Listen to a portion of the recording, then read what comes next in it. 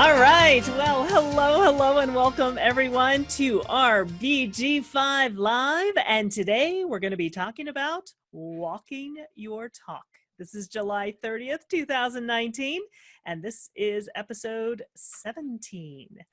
All right. So before we jump in and start talking about walking our talk, let's check in with our panel. Let's start with Chris. Hey, Chris, welcome. Hey, how's it going? I'm good. Welcome, everyone. Good. Great to have you here. Thank you. Yeah.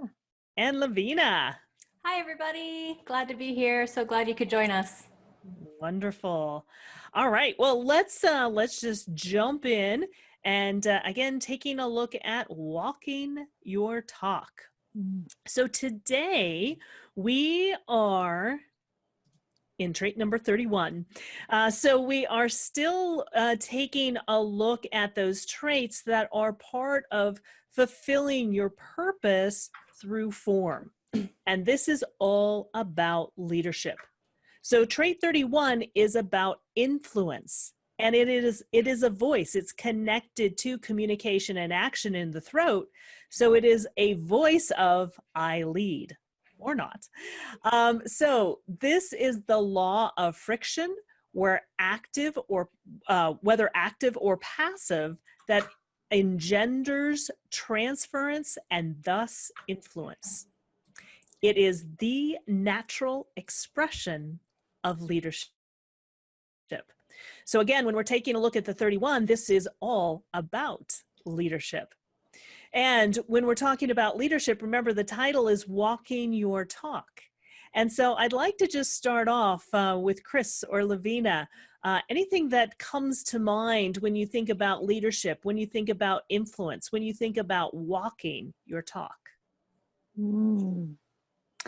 Chris, don't you have this? Yeah, I do. Yeah. I have it. It's actually, it's unconscious in a defined communication and action. It's also my unconscious core essence. So as you're sitting here talking about, I'm like, oh, yeah, that's like a kind of a big deal in my heart. And one of the things that I think is really interesting is that this one, what always strikes me is that, number one, it has to be invited, right, or elected. And also that it's one of those voices or traits where I can hear myself saying it and I'm literally channeling something and leading. And then everyone's like, okay, great, you're going to do that. And I'm like, oh no, I'm not here to do that. I was just telling you, all y'all, what you need to do. So it's really it can, and I'm wondering if that's what that friction is, an internal friction, but also that noticing if I don't do what I say I'm doing, then there's friction automatically. And so I think this is going to be an interesting one to talk about. Yeah, most definitely. You know, it's very interesting one of the things that I was noticing when we were taking a look at and putting together this particular topic is that we've been talking a lot about leadership in the past few sessions, how leadership has shown up in multiple different ways, and how leadership is a big conversation in the world today, and taking a look at world leaders. And so really taking a look at also is what is influence and how do we influence others? And do we influence people in a positive way, or do we influence people in a not so positive way? And when we're taking a look at this in BG5 terms, this is also about administration.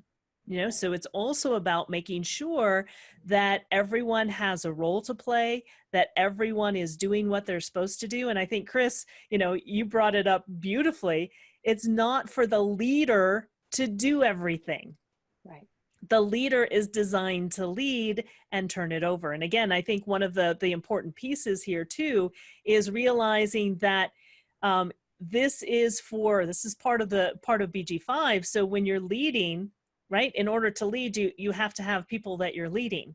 And in order to lead them properly, especially if you have this particular trait, right, you need to be recognized. You need to be invited. or you need to be elected. This is the elected leader. And for this type of leadership to move forward safely into the future, for it to be quote unquote good, these people have to have a sense of where the pattern is going and how to make it so that this actually puts the plan into action. And then I think that's a big part of what you bring to the table. I know we see that in your design, Chris, that what you bring to the table is, okay, what's our next step? Where are we going with this? I love that about you being on our team. Thank you, Lavina. And it's interesting. I just got this piece of the friction is that when I'm in a group, whether it's my family, right, our little penta or wherever, and I'm experiencing an internal friction, could be, and God, how do I want to say this? If I speak incorrectly, I oftentimes will just go, okay, fine, I'll just do it. And so then that's where I'm not engendering transference or influence in that moment. I'm working off my internal friction, and I'm just looking around going, okay, fine, nobody else is going to be able to do this. I'll just do it. And then I get exhausted, and then I'm depleted. But if I am operating correctly, I'm enrolling people in the vision, and I'm enrolling them in taking action. That's the transference that happens. It's a transference, a transmittal of energy and an enrollment. And there's so many times when I just get frustrated and I'm like, I'll just do it myself. Nobody can do it, as quickly as I can or whatever. And I'll just do it. And nobody's enrolled. Everyone's, especially in my family, they all look at me like, what are you doing over there? Like, we're not enrolled at all. Discipline. It just, yeah, exactly. So I just starting to get with this friction where it goes, or if I don't, as the administrator, the leader in that role, if people keep looking at me to make that direction and give direction, but I shy away from that also causes friction. And it also means that I can't transmit or transfer that influence and enroll people. So there's like both sides. Wow. And this is something I don't have consistent access to. I have the 7 on the other side. So planning, but putting the plan into action, lost. Which way do we go? How do we do this? When it comes to where is the future? How do we line up our vision with the future? That's where I just go, oh, I need help here. Yeah. And it's interesting because I don't have the 2 or the 7. And so a plan, I'm like, I don't know. If somebody gives me something to respond to, I can make that stuff happen all day long. Like, go there, do that, do this, do that. But I don't have a plan. So. Yeah. And I have the 2 and I have the 7. So I have the plan and I have the vision, but I also don't have the administration. I don't have putting the plan into action. Yeah. Yeah. So helpful to see this in teams and, and in that dynamics. What were you going to say, Lavina? Oh, I have a question for you, Chris, because this is one of the most common questions I get from people when I'm trying to describe the voices of our communication and action. Yeah. People say, okay, what does it mean to say I lead? What else does it sound like for you when it becomes the voice of leadership? Other examples? Yeah. Yeah. So verbally, it sounds something like this. You might try, I would, kind of a little bit more like that. Or it's not words, it's an energy. And I can feel there's a qualitative difference in the energy of the way I'm speaking versus what I'm saying, if that makes sense. Yeah, absolutely. Yeah, that's a really great example. Because there's times I'll jump in, like in discipline, right? This is discipline. I was looking at a friend's family charts the other day, and they don't have this discipline part. And so they get together to play games or whatever, and it all falls apart. And I said, well, they asked me, well, what about you and your kids? Do they ever bicker? I'm like, oh God, they bicker all the time, but I can shut that stuff down. Like, you know, like, Good leader. I just look at them and they're like, oh. So, you know, that transmittal or transference can happen on lots of different levels, you know. Yeah, exactly. And this also brings up a good point too, kind of going along with the friction. Leadership is not easy. And if you take a look at, you know, even in taking a look at the world today, how much criticism there is on our leaders. And in being a leader, you have to have a bit of a thick skin because you are going to get criticism. You're the one that's designed to lead, but everybody thinks they have, you know, a better idea or a better way of doing it, but they're not willing to step up and lead themselves. Meaning also that they're probably not designed to step up and lead themselves.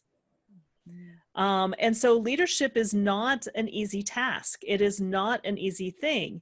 And it can very easily, and most of the time, there's going to be some kind of criticism there as well. You know, so there's friction there, because think about, you know, if we think about what an elected leader is, right?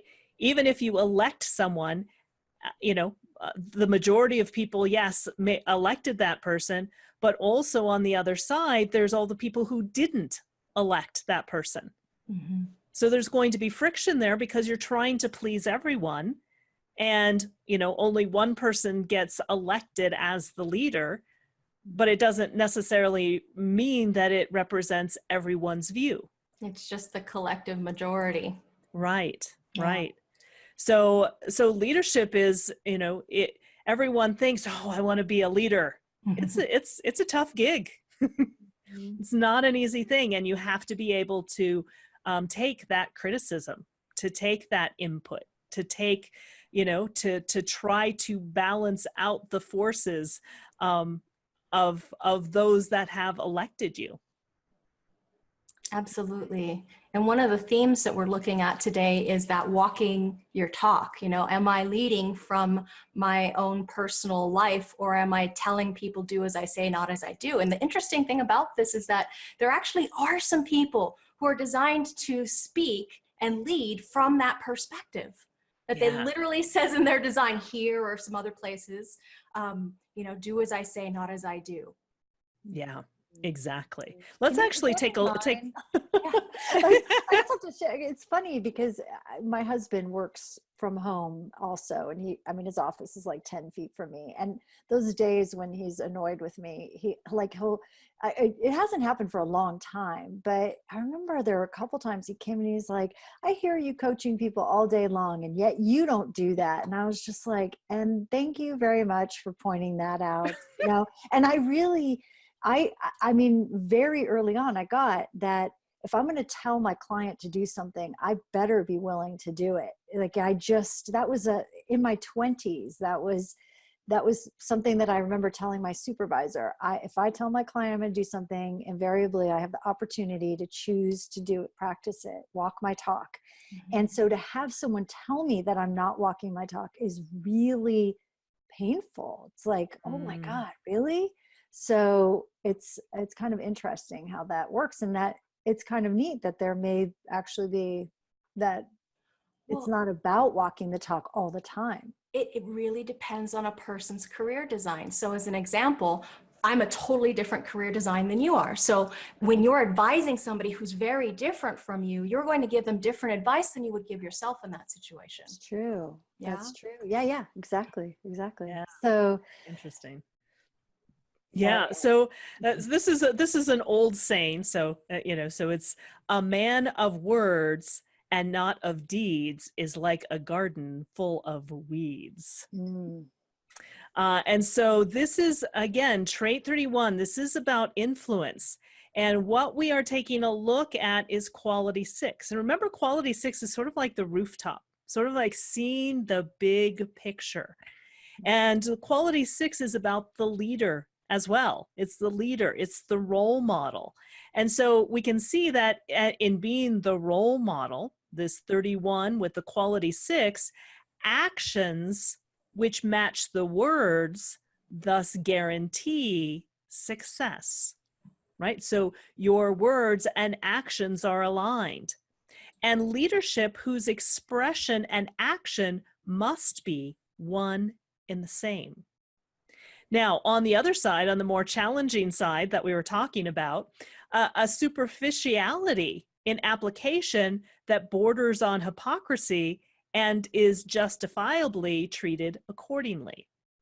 Or the hypocrisy according to leading in words, but not actions. Mm-hmm.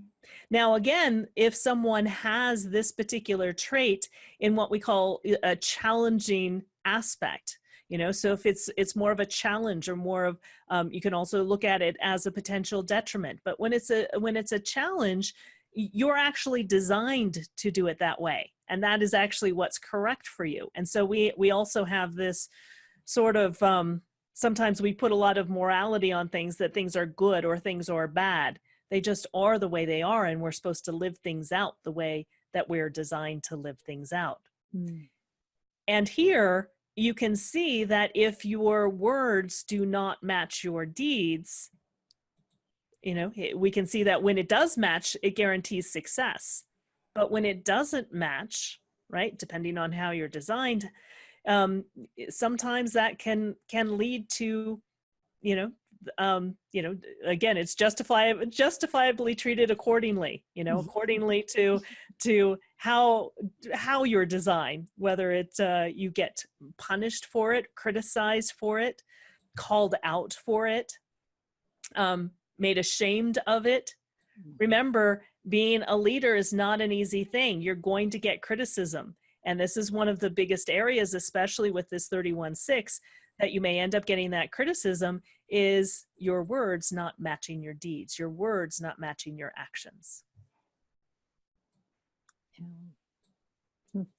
We have some comments from Facebook if you'd like to have. Yeah, absolutely. Yeah. So Jonah Dempsey is saying, also Gate 7 has insights. It just puts pressure on that 31 to express it, kind of like how I was asking you that question earlier, to be able to get those insights of how does it show up for you out, Chris? Mm-hmm. And then he's also saying the qualities of 31 are manifestation, arrogance, selectivity, intent, self-righteousness, and application. So that tells us something. It starts with manifesting, and not until the 6th quality, looking beyond, that application is actually considered. And Jonah is also agreeing it's not correct for everyone to walk their talk, though. The 6th line is the hypocrite, and that's fine. It's meant to be. Do as I say, not as I do. Similarly, those people with the life work of consciousness will often be catalysts for others to change their consciousness while not doing it themselves. Oh no, you walk on the hot coals, I'll be fine right here. You go into the sweat lodge, I'll wait outside. That is interesting. Thanks for those contributions, Jonah. Yeah, beautiful. Yeah. Yeah, it's really great. If for those of you on Facebook, for those of you in our BG5 live room, actually, if you're in our BG5 live room and you want to ask questions live, or if you have something to share or contribute or an aha, we would love to hear from you as well.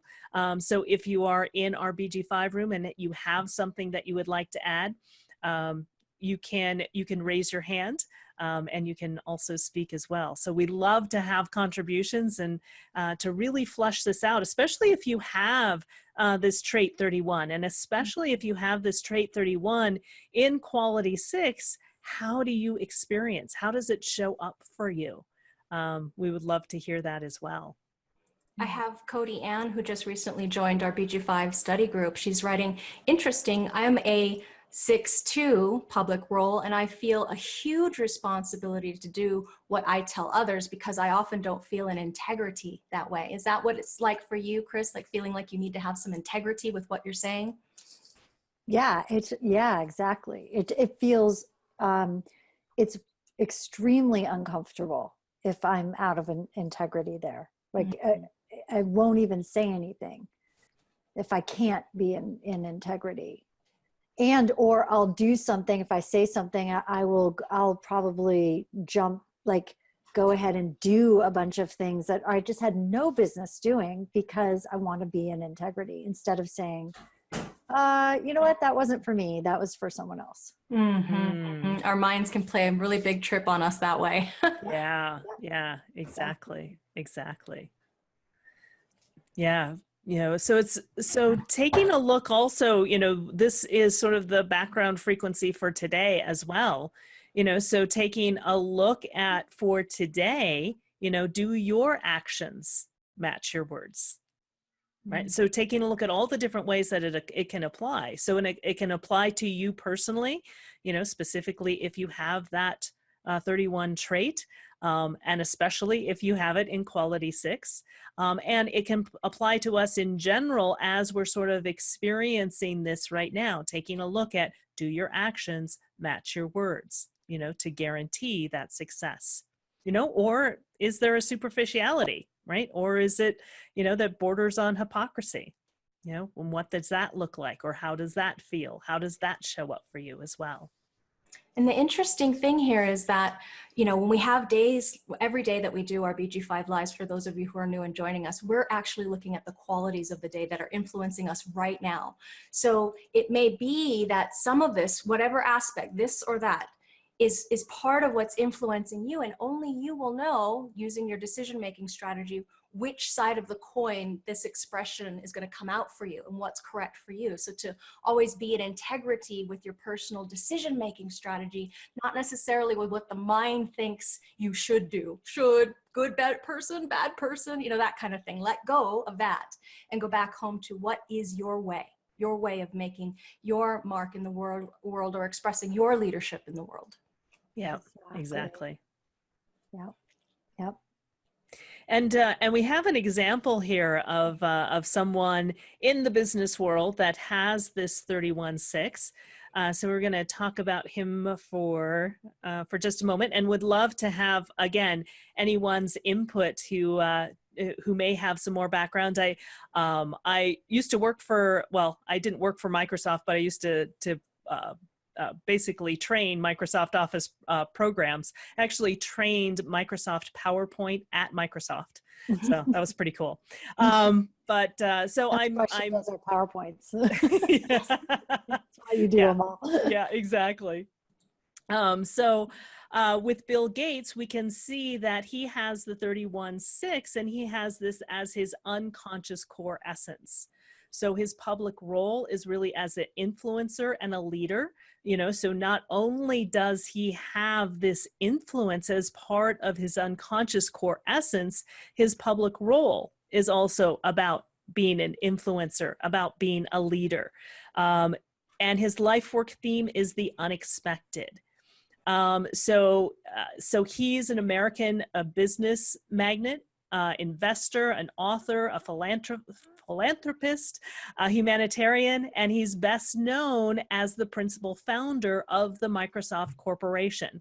And during his career at Microsoft, Gates held the position of chairman, CEO, and chief software architect, while also being the largest individual shareholder until May of 2014.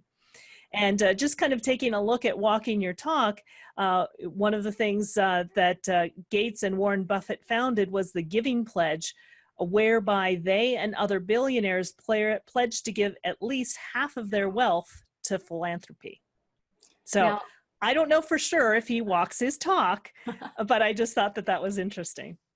That's really interesting. And the quality of the 6 really is philanthropic, to be able to have that far-reaching vision. And would you like me to give a little bit of an overview of his career design? That would be great, Lavina. Yeah, just so that people know, what we can see from the design itself. What you're looking at is this is what we call a career type of a classic builder. So his decision-making strategy is to make sure that he follows his gut response no matter what. And in personal interaction, he needs to respond, so having a gut response before engaging with something. And when he responds, he will have this feeling of satisfaction, of using his energy. And you can see with one of the strengths that he has there that Karen is pointing to right now, that strength gives us the power of him being able to respond with custodianship, meaning he's here to support and educate large groups of people. Now, if Microsoft doesn't do that, I don't know what does. I mean, that whole system, that operating system, is responsible for educating a lot of us in humanity. And then the other strength that we can see, he's what we call a assimilative process of collaborative assimilation. There we go, collaboration. So because he has a split in the definition of his design, he's got the strength of curiosity between his conceptualization function and his communication and action function. So that gives him the ability also to build in some educational attraction through the magnetism of sharing a story that stimulates others. So really having an imaginative mental process that can sense how best to educate other people. And we have him having an environmental style, because he is split, like we just mentioned, of being able to do partnership, large groups of people, because of that strength down below that Karen is pointing out again. And then also, if it's right for him, he can work in solo for periods of time if it's something that's satisfying, if something that he's responded to.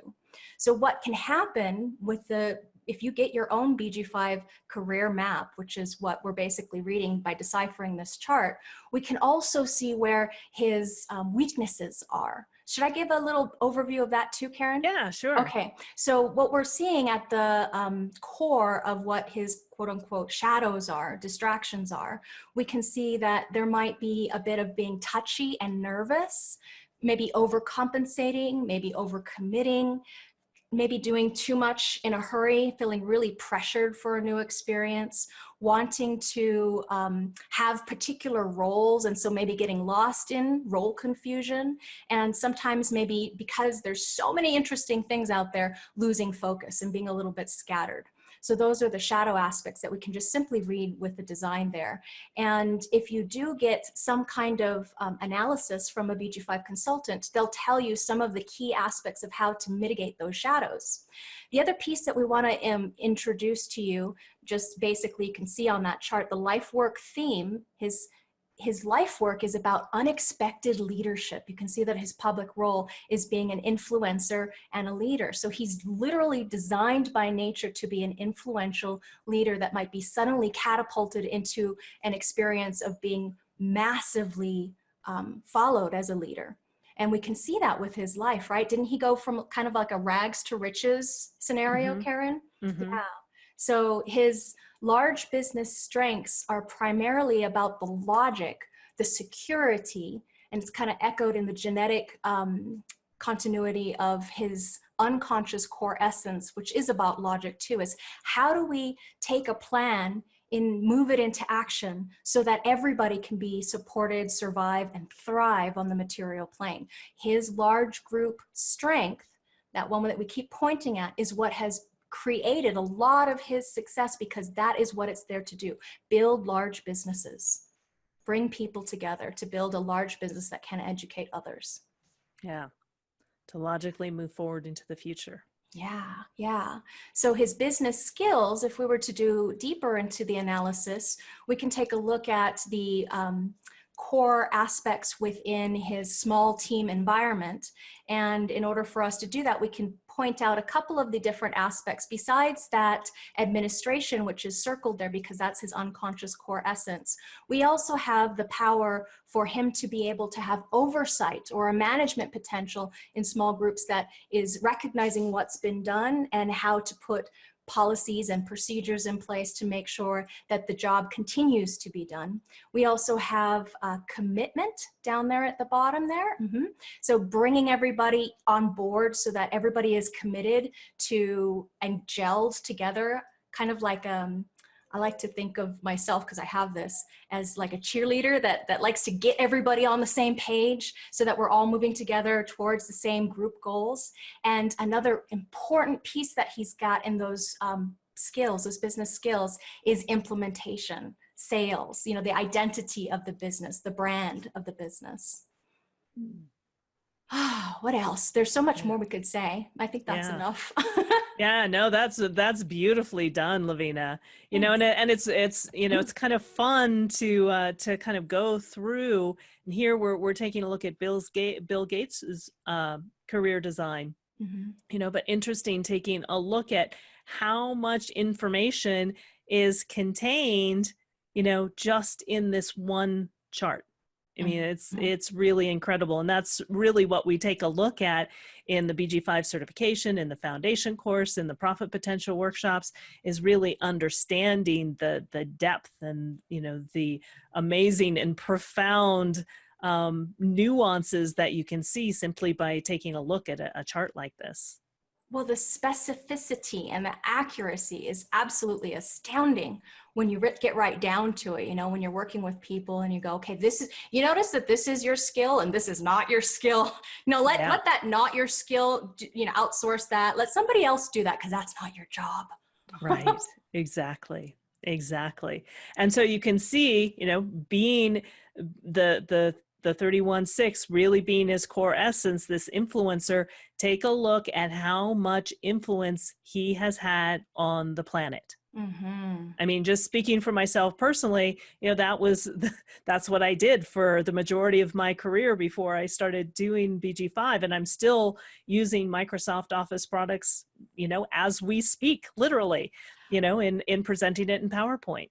We couldn't do the job, the work that we do without that kind of system in place. I mean, Right. It's profound what that system has done for us. Yeah. I mean, and even just the operating system itself. Mm-hmm. You know, I actually worked for a computer company that a friend of mine owned right out of college. And, you know, it actually was my last year of college that I worked with him. And, you know, really seeing the start of, you know, what became the personal computer age, you know, and just seeing it take off. And like I said, I've trained pretty much every version of Microsoft Office, you know, so I've seen it change and develop, you know, throughout the years. And again, Bill Gates, you know, he was the person that influenced the start of all of this. Yeah, pretty amazing. So any comments from our Zoom room or any other comments that you see, Lavina, in our Facebook Live? Yeah, actually, we have some more from Jonah. He said, fascinating about Bill Gates, great stuff. And there's a conversation that people are having between, if you remember me reading from Cody Ann, who felt huge responsibility to be in integrity. Jonah is writing back, feeling personal responsibility to do what you tell others to do may have to do with other aspects of your design as well. The hypocrisy of the sixth line is a leftover from what we were before, when the six lines would go what we call up on the roof and stay there getting colder and colder. The sixth quality only started coming off with the advent of what we are now as human beings. So the detriment or the challenge of a 10-6, which we're looking at sixth quality, so that is the role model, because that is the trait of behavior, is do as I say, not as I do. So Ra would advise in the six qualities to go ahead. You're up there, you see who's making mistakes, so just tell them. And he's quoting now, the 46 that sits on the top of the house and looks to its family and says, I see who's messing up things there and can easily point it out. This 10-6 has a deep capacity to point out to you who or what is the correct behavior. By the way, I tell these people, this is Roth Spock talking, go ahead, tell other people how to behave. It's part of your gift, and don't feel subconscious or self-conscious because you yourself can't act the way you tell other people to act. So this is an exact, precise awareness that most people who are homogenized, meaning they're not trained to know themselves specifically, particularly down to the detail and the nuances of subtleties of how they're here to operate in alignment, this can relieve a lot of the pressure and stress that they put on themselves to try and belong and to be a part of what they see out there and not be their unique differentiated self. So thanks again, Jonah, for adding those comments. And yeah, this is a really fascinating conversation to have. Yeah. What I want to just point out is is watching you, Lavina, you are on fire today. And it really, it's like that voice of the 31, right? You have the 7, and the 31 is just like, this is how it goes. It's coming through in a really strong way. It's really fun. Thanks for recognizing that, because you know what? I do feel it now that you're saying it. Like, oh, you're moving. You're all like, I'm in it. I mean, and in our conversations, I'm like, my mind is going, okay, where does it need to go next? How can I fit this in that's happening over here with that over there? And you know, it's so much fun. Yeah. it is so much Cool. fun. It's really cool to see that. And I believe Jonah pointed out the 40, trait 40. I have trait 40 in an undefined willpower function. And that is a big shadow for me also. And so that, like, oh, I said I'm going to do it. Now I have to deliver. Now I have to prove that I'm not out of integrity. Now mine is in the first line, 31.1.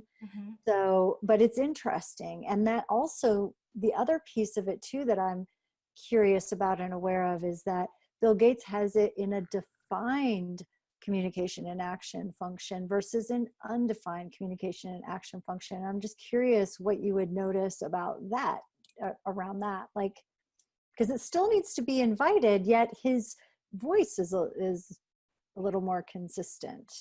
Yeah, it would definitely be more consistent. And, you know, it would always revolve around processing the past experiences, you know, stimulating other people with reimagining ideas that could implement or educate people on what will bring about peace. Education really is the forefront of what can prevent us from dissolving into these tribal dissonances and, you know, struggle for territory and everything. Education is what lifts people up. So this is a beautiful design for somebody who has the opportunity to be an objective leader from experience, from maturity. We can see, like here, with all of this philanthropic activities that he's doing. Now, I hadn't had a lot of time to study Bill Gates before we went into this, but I find it interesting when I clicked into looking up the words hypocrisy and Bill Gates, right before we went into talking about his chart here today, I would click on these. Okay, and a lot of it is Bill Gates a hypocritical, and it's clickbait. It's actually not him being hypocritical. It's getting you to click through and read the article. So that's really interesting too, because we can see that his with that little tiny triangle, it's fixated in the what is it, not exalted, but the what do we call it now? Elevated. Elevated. It's in the elevated position. Yeah. So I'm not sure if that answered your question, but the consistency of being able to be a leader, that is part of his life work. I think it's so interesting that the clickbait would actually be the thing that we would tune into. Right. Right. That would be interesting. Correct.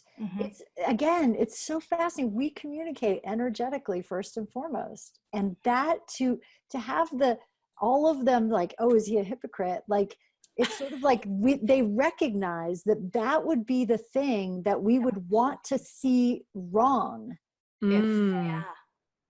We'd be seeking it. We would be, we know on some level, all of us know the gift and the challenge of every single trait, every single aspect of every single design, whether we have it defined or not. We can feel that. And I just think that's fascinating that, that you see that in all of those different clickbait.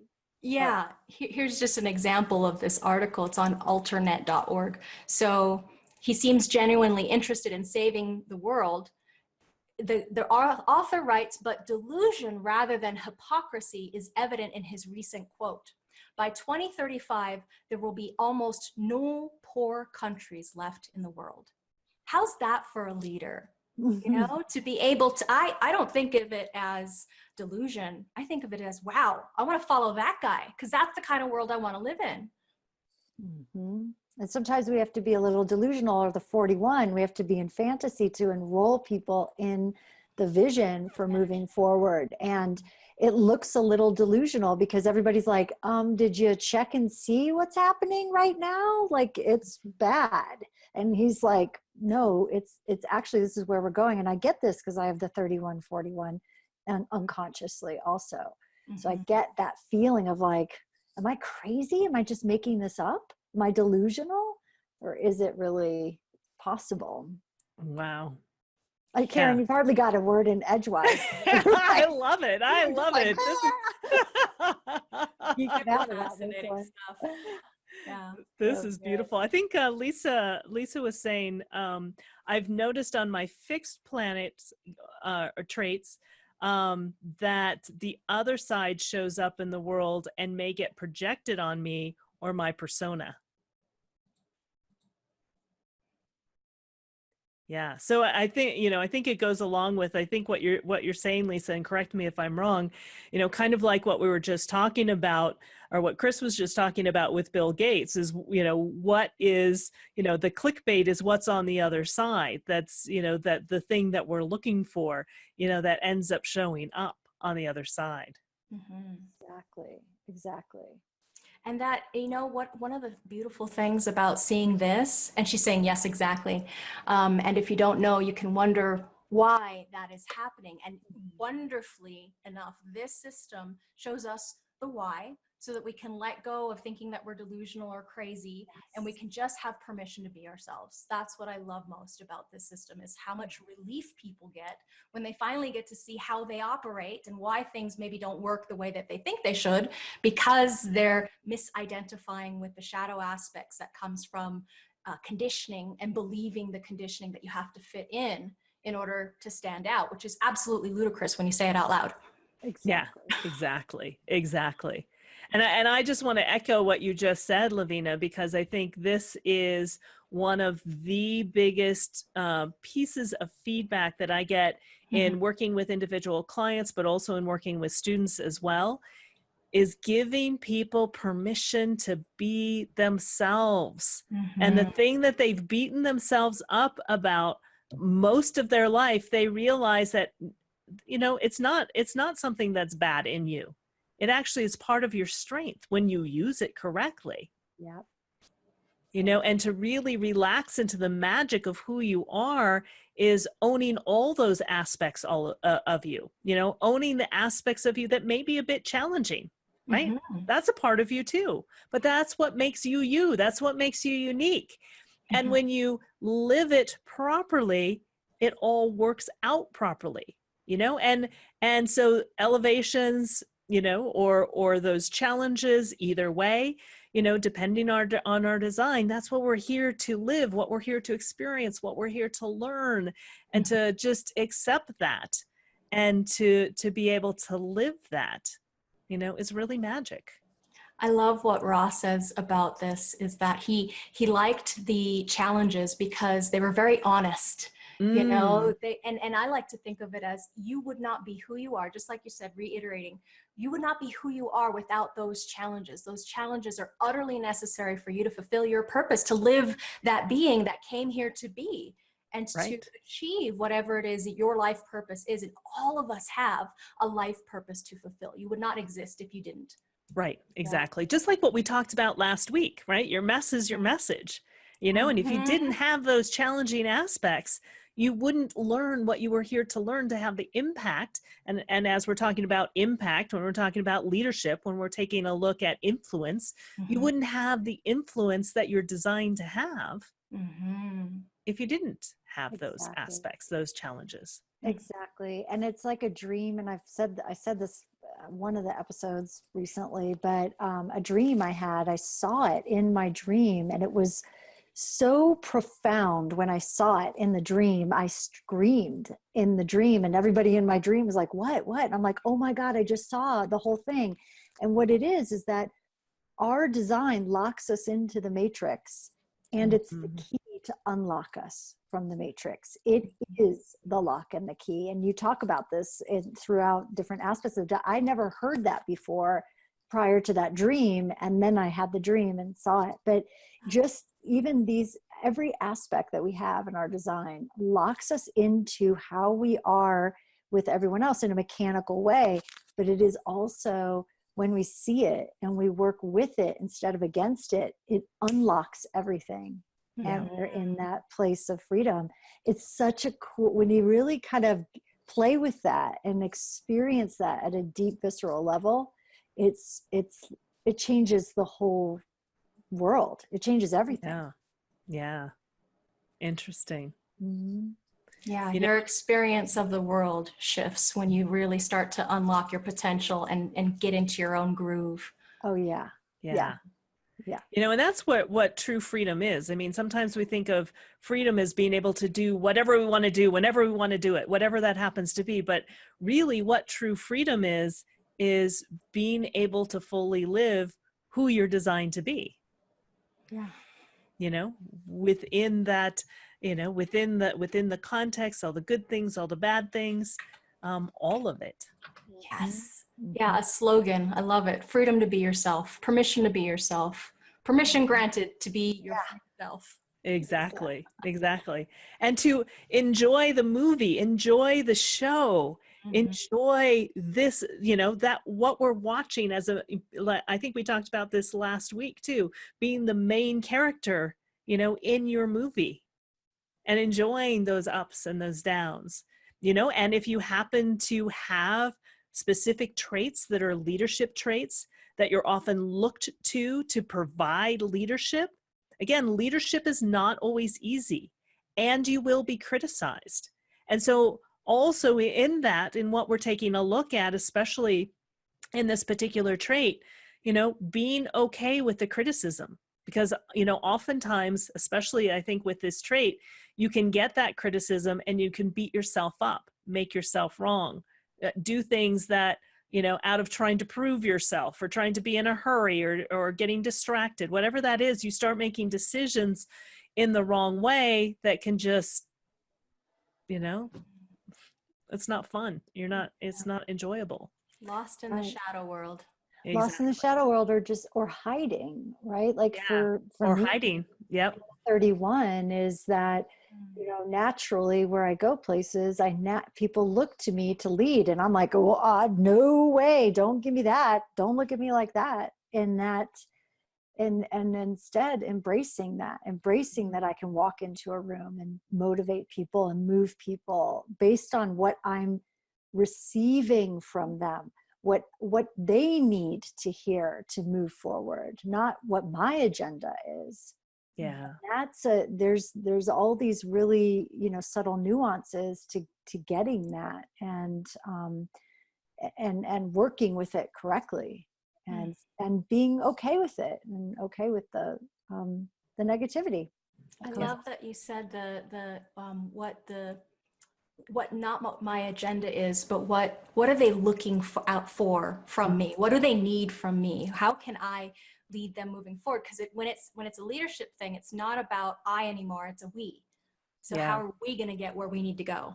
Exactly. And for me, the way I work, because mine is undefined, so communication and action, and this is an unconscious trait for me, 31, is in the past, when I was first learning to speak, you know, and be out in the world as a speaker, it was like, okay, this is what I'm going to teach them. And I quickly learned that actually doesn't work very well for me. There are other people that it could work well for, but for me, it doesn't. What works best for me is to prepare, and I have my information, but to show up and feel and receive the people, and then channel it and speak from that place. This is what someone here needs to hear. Based on, this is the context, this is what I'm going to teach, but this is how it needs to be expressed so that people can take it and do something with it and move the ball forward. And that's how I've learned to work with this trait specifically. Yeah. So. Yeah. Beautifully shared. Wow. What an amazing conversation. Yes. Wow. So just a couple things. I'm just looking at the time, so we're just going to wrap everything up. Again, if you want to find out more about your unique career design, you can get a free report from our website by going to bg5businessinstitute.com. We have classes that are starting in September. So again, classes and courses start 3 times a year in May, September, and January. So September is our next round of classes. We have the BG5 Foundation Course. Lavina is going to be teaching one of the BG5 Foundation courses, and Natalie's going to be teaching the other. So you have 2 times to choose from. Natalie's also going to be teaching the BG5 Career and Business Certification course as well.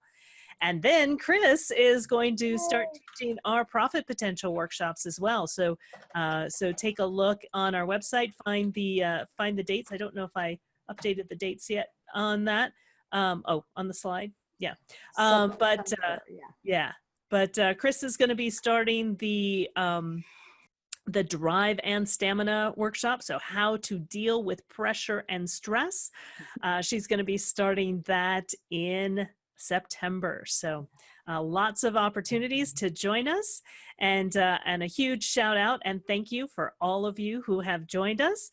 So so let's just have a few last words from our panel and we'll wrap everything up. So so Chris, what are your last words in taking a look at what people should take a look at or experience with that 31 quality 6?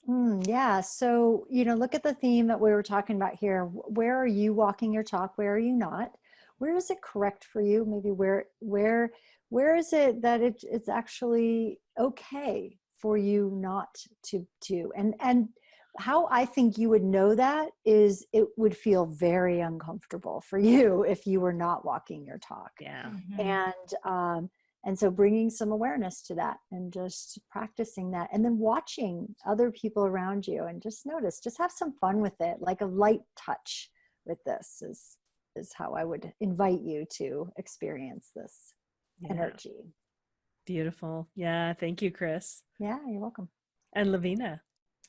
Very cool show today. I feel honored to be a part of it. And I don't really feel like I have anything else except for to live your truth, live your design, your unique career design. And thanks for joining us on the journey.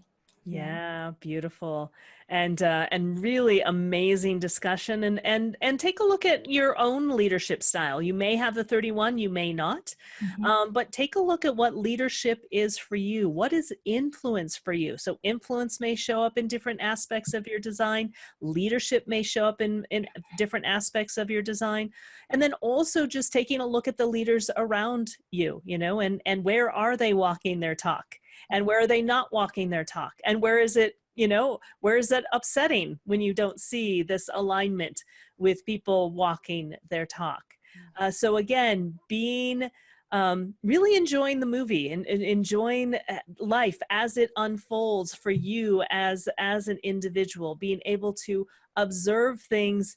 And as Lavina said, just to echo again, living true to who you are, living true to your design. All right, everyone. It has been our absolute pleasure. Thank you, thank you, thank you so much for being with us. And we'll see you next week. All right. Bye, everyone. Bye-bye.